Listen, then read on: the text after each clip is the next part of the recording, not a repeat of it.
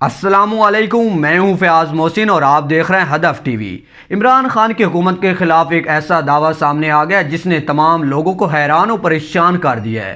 اس دعوے میں کہا گیا کہ عمران خان کی حکومت نے پچھلے 72 سالہ کرپشن کے تمام ریکارڈ توڑ ڈالے ہیں۔ پاکستان مسلم لیگ نون کے مرکزی جنرل سیکرٹری احسن اقبال نے کہا ہے کہ عمران خان کی کرپشن نے 72 سالہ ریکارڈ توڑ ڈالا ہے، پوری وزارت داخلہ کو اپوزیشن پر مقدمے بنانے پر لگا دیا ہے۔ نون لیگ نے معیشت اور سیکورٹی میں جو حاصل کیا یہ حکومت اسے ریورس کر رہی ہے۔ پی ڈی ایم اس حکومت کو گھر بھیج کر آزاد انتخابات کے ذریعے حقیقی حکومت لائے گی۔ میڈیا کا گلا گھونٹ کر ہزاروں صحافیوں کو بے روزگار کر دیا گیا۔ اپوزیشن کا جلسہ دکھانے پر چینل کو بند کر دیا گیا۔ جزیروں پر وفاق کے قبضے کی مذمت کرتے ہیں میڈیا سے گفتگو کرتے ہوئے مسلم لیگ نون کے رہنما سابق وفاقی وزیر احسن اقبال نے کہا کہ پی ڈی ایم کی تحریک کو مزید فعال بنانے کے لیے سندھ کا دورہ کیا۔ ملک میں اناڑی لوگوں کی حکومت ہے، سندھ میں تنظیمی ڈھانچے کو مزید فعال کر رہے ہیں۔ انہوں نے کہا کہ عمران نیازی کی حکومت نے کشمیر کا سودا کیا، پشاور دھماکے کی مذمت کرتے ہیں۔ یہ حکومت لا اینڈ آرڈر میں بھی ناکام ہو گئی ہے۔ پی ڈی ایم کے پلیٹ فارم سے ہر اس سیاسی جماعت اور فرد کو شامل ہونے کے لیے جو آئین کی بالادستی پر یقین رکھتا ہے، جو پی ڈی ایم کے مقاصد سے اتفاق رکھتا ہے، اسے خوش آمدید کہیں گے۔